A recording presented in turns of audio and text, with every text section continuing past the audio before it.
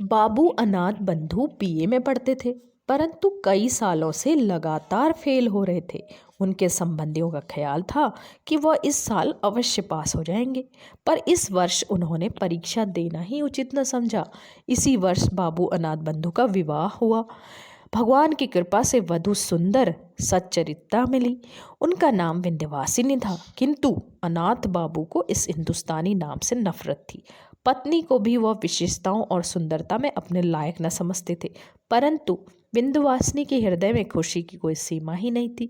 दूसरे पुरुषों की बनिस्बत वह अपने पति को सर्वोत्तम समझती थी। ऐसा मालूम होता था किसी धर्म में विश्वास रखने वाले श्रद्धालु व्यक्ति की भांति वह अपने हृदय के सिंहासन पर स्वामी की मूर्ति सजाकर हमेशा उसी की पूजा किया करती थी। उधर अनाथ बंधु की सुनिए, वह न जाने क्यों हर समय उससे नाराज रहते और तीखे कड़वे शब्दों से उसके प्रेम भरे मन को हर संभव ढंग से जख्मी करते रहते।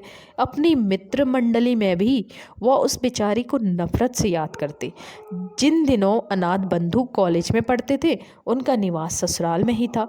परीक्षा का समय करीब आया, किंतु उन्होंने परीक्षा दिए बगैर ही कॉलेज छोड़ दिया। इस घटना पर दूसरे व्यक्तियों की अपेक्षा विंध्यवासिनी को अधिक दुख हुआ। रात के समय उसने विनम्रता के साथ कहना शुरू किया, प्राणनाथ, आपने पढ़ना क्यों छोड़ दिया? थोड़े दिनों की मुसीबत सह लेना कोई मुश्किल बात तो न थी। पढ़ना लिखना कोई बुरी बात तो नहीं है। पत्नी की इतनी बात सुनकर अनाथ बंधु के मिजाज का पारा 120 डिग्री तक पहुंच गया। बिगड़ कर कहने लगे, पढ़ने लिखने से क्या मनुष्य के चार हाथ पांव हो जाते हैं? जो व्यक्ति पढ़ लिख कर अपना स्वास्थ्य खो बैठते हैं, उनकी हालत आखिर में बहुत बुरी होती है।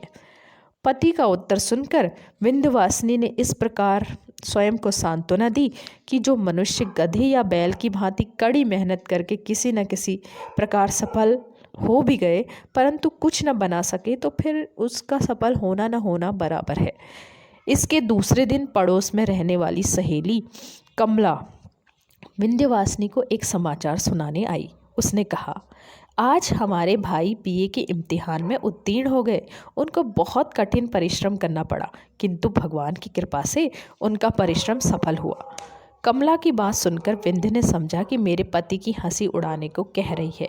वह सहन कर गई और दबी आवाज़ से कहने लगी, बहन, मनुष्य के लिए बीए पास कर लेने से क्या होता है? विदेशों में लोग बीए एमए पास आदमियों को नफरत की नज़र से देखते हैं। विंध्यवासिनी ने जो बातें कमला से कही थी, वे सब उसने अपने पति से सुनी थी। नहीं तो उस बेचारी को विलायत का हाल क्या मालूम था। कमला आई तो थी खुशी की खबर सुनाने, किंतु अपनी प्यारी सहेली के मुंह से ऐसे शब्द सुनकर उसको बहुत दुख हुआ। परंतु समझदार लड़की थी, उसने अपने हृदयगत भाव प्रकट न होने दिए। उल्टा विनम्र होकर कहा, बहन, मेरा भाई तो विलायत गया ही नहीं, और न मेरी शादी ऐसे आदमी से हुई जो विलायत होकर आया हो, इसलिए विलायत का हाल मुझे कैसे मालूम हो सकता है। इतना कहकर कमला अपने घर चली गई। किंतु कमला का विनम्र स्वर होते हुए भी ये बातें विंध्य को बहुत कड़वी महसूस हुई। वह उनका उत्तर तो क्या देती, हाँ, एकांत में बैठकर रोने लगी। इसके कुछ दिनों के बाद एक अजीब घटना घटित हुई जो विशेषतः वर्णन करने योग्य है। कलकत्ता से एक धनवान व्यक्ति, जो विंध्य के पिता राजकुमार के दोस्त थे, अपने कुटुंब सहित आए और राजकुमार बाबू के घर मेहमान बनकर रहने लगे। चूंकि उनके साथ कई आदमी और नौकर चाकर थे, इसलिए जगह बनाने को राजकुमार बाबू ने अनाथ बंधु वाला कमरा भी उनको सौंप दिया और अनाथ बंधु के लिए एक और छोटा सा कमरा साफ कर दिया। यह बात अनाथ बंधु को बहुत बुरी लगी। तीव्र गुस्से की दशा में वह विंध्यवासिनी के पास गए और ससुराल की बुराई करने लगे। साथ ही साथ उसे बिना गलती के 2-4 बातें सुनाई। विंध्य बहुत बेचैन और चिंतित हुई, किंतु वह बेवकूफ़ न थी। उसके लिए अपने पिता को दोषी ठहराना योग्य न था, किंतु पति को कह सुनकर ठंडा किया। उसके बाद एक दिन अवसर पाकर उसने पति से कहा कि अब यहाँ रहना ठीक नहीं, आप मुझे अपने घर ले चलिए। इस जगह पर रहने में इज्जत नहीं है। अनाथ बंधु परले सिरे के घमंडी व्यक्ति थे। उनमें दूरदर्शिता की भावना बहुत कम थी। अपने घर पर दुख से रहने की अपेक्षा उन्होंने ससुराल की बेइज्जती सहना अच्छा समझा, इसलिए आनाकानी करने लगे। किंतु विंध्यवासिनी ने न माना और कहने लगी यदि आप जाना नहीं चाहते तो मुझे अकेली भेज दीजिए, कम से कम मैं ऐसी बेइज्जती सहन नहीं कर सकती। इस पर अनाथ बंधु मजबूर होकर घर जाने को तैयार हो गए। चलते समय माता पिता ने विंध्य से कुछ दिनों और रहने के लिए कहा, किंतु विंध्य ने कोई जवाब न दिया। यह देखकर माता पिता के हृदय में शक हुआ। उन्होंने कहा, बेटी विंध्य, यदि हमसे कोई ऐसी वैसी भूल हुई हो तो उसे भुला देना। बेटी ने नम्रतापूर्वक पिता के मुंह की तरफ देखा, फिर कहने लगी, पिताजी, हम आपके कर्ज से कभी छुटकारा नहीं पा सकते। हमारे दिन सुख से बीते। और कहते कहते विंध्य का गला भर आया, आंखों से आंसू बहने लगे। इसके बाद उसने हाथ जोड़कर माता पिता से विदा चाही और सबको रोता हुआ छोड़कर पति के साथ चल दी। कलकत्ता के धनवान और गांव के जमींदारों में बहुत फर्क है। जो व्यक्ति हमेशा नगर में रहा हो उसे गांव में रहना अच्छा नहीं लगता, किंतु विंध्य ने पहली बार नगर से बाहर कदम रखने पर भी किसी प्रकार का दुख प्रकट न किया, बल्कि ससुराल में हर प्रकार से प्रसन्न रहने लगी। इतना ही नहीं, उसने अपनी नारी सुलभ चतुरता से बहुत जल्दी अपनी सास का मन मोह लिया। ग्रामीण स्त्रियां उसके गुणों को देखकर प्रसन्न होती थी, परंतु सब कुछ होते हुए भी विंध्य प्रसन्न न थी। अनाथ बंधु के 3 भाई और थे, 2 छोटे एक बड़ा। बड़े भाई परदेश में 50 रुपये के नौकर थे। इससे अनाथ बंधु के घर का खर्च चलता था। छोटे भाई अभी स्कूल में पढ़ते थे। बड़े भाई की पत्नी श्यामा को इस बात का गर्व था कि उसके पति की कमाई से सबको रोटी मिलती है, इसलिए वो घर के कामकाज को हाथ न लगाती थी। इसके कुछ दिनों के बाद बड़े भाई छुट्टी लेकर घर आए। रात को श्यामा ने पति से भाई और भाभी की शिकायत की। पहले तो पति ने उसकी बातों का मजाक उड़ा दिया, परंतु जब उसने कई बार कहा तो उन्होंने अनाथ बंधु को बुलाया और कहने लगे, भाई 50 रुपये में हम सबका ग्रस्त नहीं चल सकता, अब तुमको भी नौकरी की फिक्र करनी चाहिए। यह शब्द उन्होंने बड़े स्नेह से कहे थे, परंतु अनाथ बंधु बिगड़ कर बोले, भाई साहब 2 मुट्ठी भर अन्न के लिए आप इतने नाराज होते हैं। नौकरी ढूंढना कोई बड़ी बात नहीं, किंतु हमसे किसी की गुलामी नहीं हो सकती। इतना कहकर वह भाई के पास से चले आए। उन्हीं दिनों गांव के स्कूल में 3rd मास्टर की जगह खाली थी। अनाथ बंधु की पत्नी और उनके बड़े भाई ने उस स्थान पर स्वीकार न की। अब तो अनाथ बंधु को केवल विलायत जाने की धुन लगी हुई थी। एक दिन अपनी पत्नी से कहने लगे, देखो आजकल विलायत गए बिना व्यक्ति का सम्मान नहीं होता और न अच्छी नौकरी मिल सकती है, इसलिए हमारा विलायत जाना ज़रूरी है। तुम अपने पिता से कहकर कुछ रुपया मंगा लो तो हम चले जाएं। विलायत जाने की बात सुनकर विंध्य को बहुत दुख हुआ। पिता के घर से रुपया मंगाने की बात से तो बेचारी की जान ही निकल गई। दुर्गा पूजा के दिन करीब आए तब विंध्य के पिता ने बेटी और दामाद को बुलाने के लिए आदमी भेजा। विंध्य खुशी खुशी मैके आई। माँ ने बेटी और दामाद को रहने के लिए अपना कमरा दे दिया। दुर्गा पूजा की रात को यह सोचकर कि पति न जाने कब वापस आए, विंध्य इंतजार करते करते सो गई।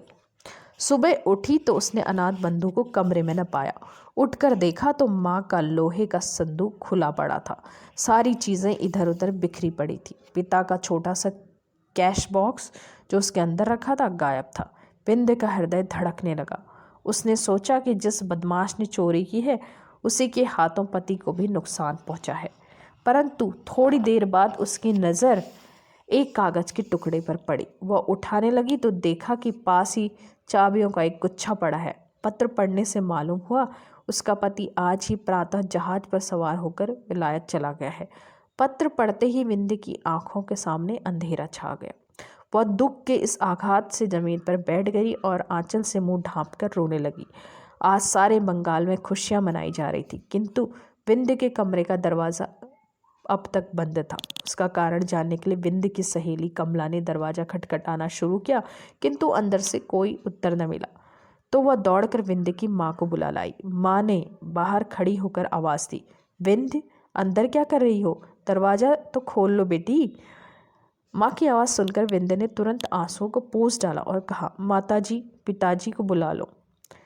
इससे माँ बहुत घबराई, इसलिए उसने तुरंत पति को बुलाया। राजकुमार बाबू के आने पर विंध्य ने दरवाज़ा खोल दिया और माता पिता को अंदर बुलाकर फिर दरवाज़ा बंद कर दिया।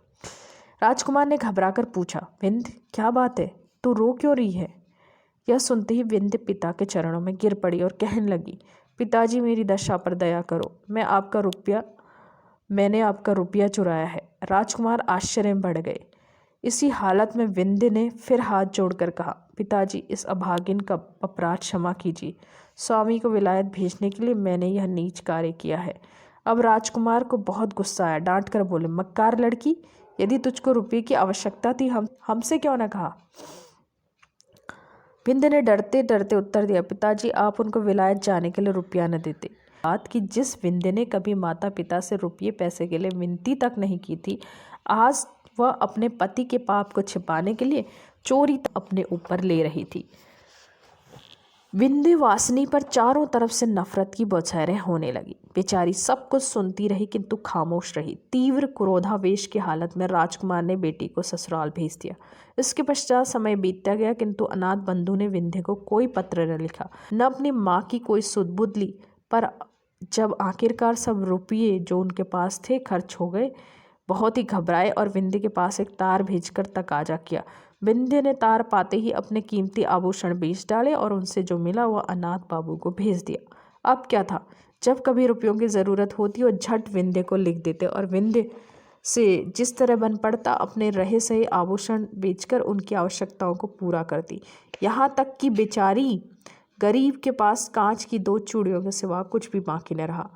अब अभागी विंध्य के लिए संसार में कोई सुख शेष न रहा था। हो सकता था किसी दिन दुखी हालत में आत्मघात कर लेती, किंतु वह सोचती थी कि मैं स्वतंत्र नहीं हूँ, अनाथ बंधु मेरे स्वामी हैं, इसलिए मुसीबत सहते हुए भी वह जीवन के दुख उठाने पर मजबूर थी। अनाथ बंधु के लिए वह जीवित रहकर अपना कर्तव्य पूरा कर रही थी, किंतु अब चूंकि उसके लिए विरह का दुख सहना कठिन हो गया था, इसलिए मजबूर होकर उसने पति के नाम वापस आने के लिए पत्र लिखा।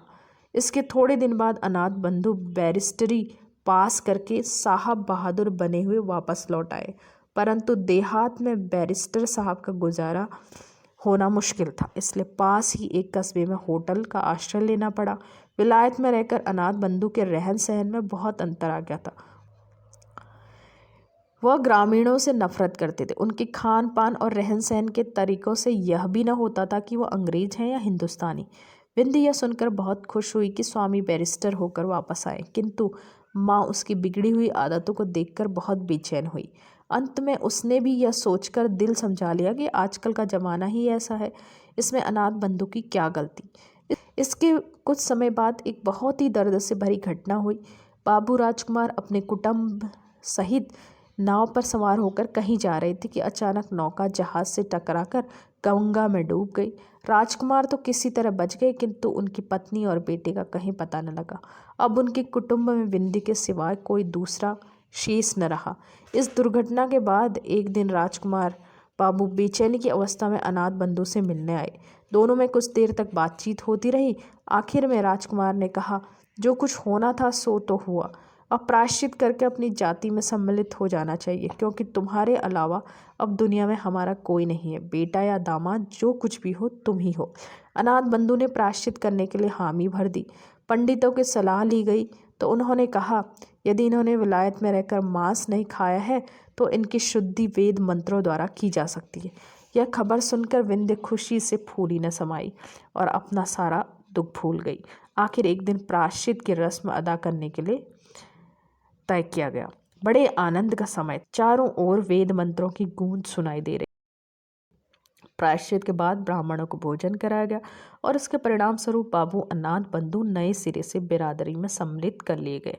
परंतु ठीक उसी समय राजकुमार बाबू ब्राह्मणों को दक्षिणा दे रहे थे।